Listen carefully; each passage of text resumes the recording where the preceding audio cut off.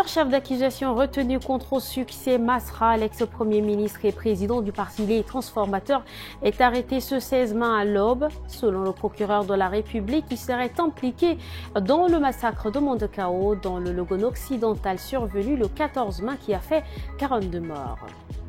Religion, le premier vol des pèlerins tchadiens est parti ce vendredi matin en direction de la terre sainte de l'islam. Ils sont 365 à embarquer dans cette première vague. Au total, 19 vols sont programmés pour transporter environ 6500 pèlerins cette année.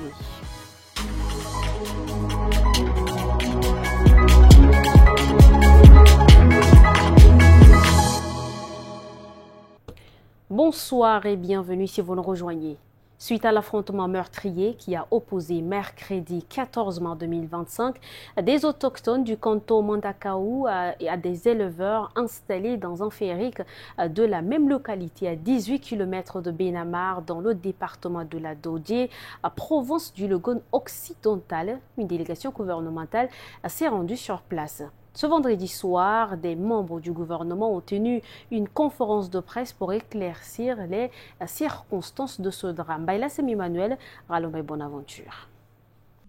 42 victimes, majoritairement issues des ferriques, 12 hommes, 17 enfants et 13 femmes. C'est le bilan officiel communiqué par les membres du gouvernement. Selon Liman Mahamad, ministre de l'administration du territoire, tout serait parti d'un audio viral diffusé en langue gambaï, appelant à la haine, à la révolte et contestant les lois de la République. Face à la presse, le ministre se montre ferme. Il ne s'agit pas d'un conflit ordinaire, ni de simples actes de représailles contre des dévastateurs de champs. C'est un massacre planifié, organisé et exécuté méthodiquement. De son côté, le ministre de la Sécurité publique rassure. 82 personnes ont été arrêtées dans le cadre de l'enquête. La zone est sous contrôle et le calme est revenu. Il a salué l'intervention rapide des forces de l'ordre pour prévenir toute escalade. Enfin, dans la matinée, le président du parti Les Transformateurs, Dr Succès Masra, a été interpellé et placé en garde à vue. D'après le procureur de la République, il serait impliqué dans ces événements. Succès Masra arrêté au petit matin de ce 16 mai par des militaires, une opération musclée menée à 5 heures à son domicile. Depuis, les réactions fusent. Ses partisans dénoncent une arrestation arbitraire et réclament sa libération immédiate. Pour le procureur de la République, près le tribunal de grande instance de N'Djamena, Oumar Mahamad Kedelaye, Succès Masra serait impliqué dans le massacre de Mandakao qui a fait 42 morts ce 14 mai. Il est poursuivi donc pour 6 chefs d'accusation. Les précisions de Ndjekoredom Armel. Ce matin, tension palpable chez les transformateurs. Leur leader, Succès Masra, a été arrêté par les forces de l'ordre à l'aube.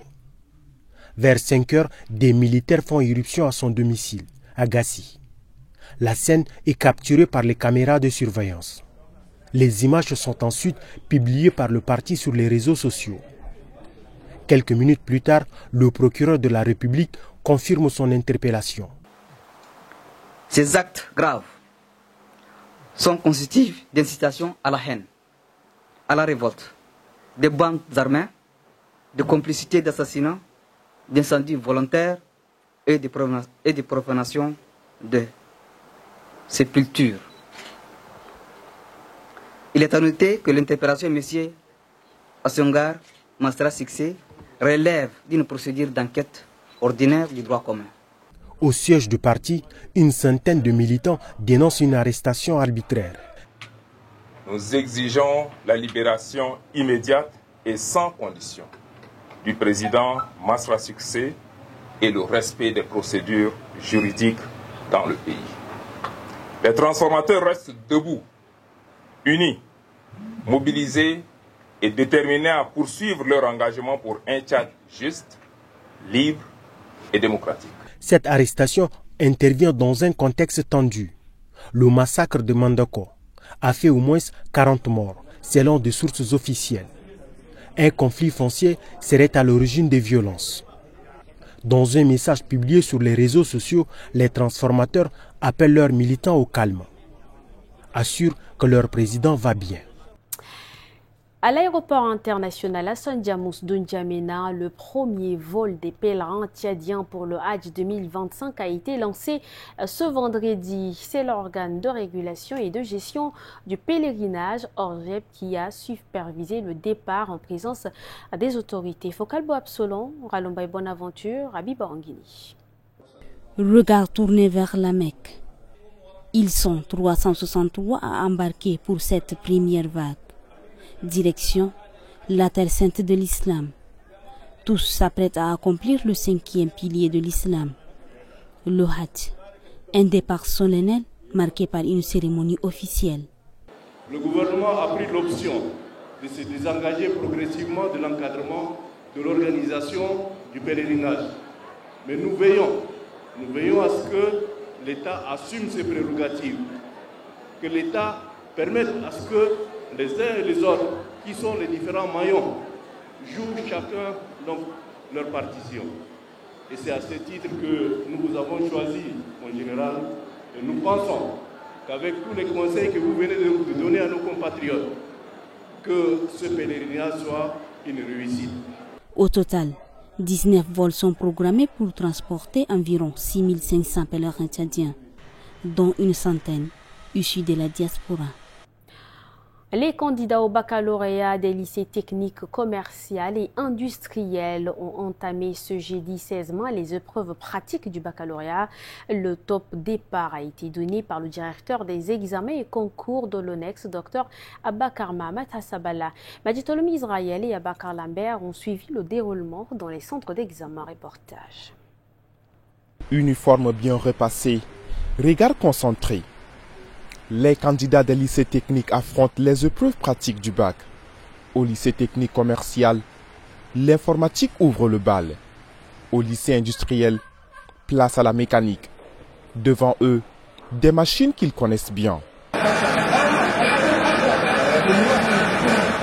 Chaque groupe a 45 minutes pour assembler, démonter, montrer ce qu'il a appris.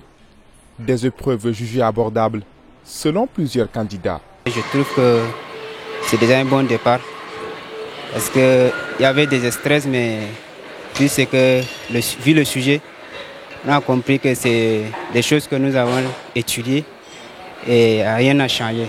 L'épreuve actuelle que je suis en train de faire, je les trouve très faciles par rapport aux épreuves précédentes, antécédentes, dont les autres candidats qui ont eu à passer ça. Avant moi, je trouve ça trop facile.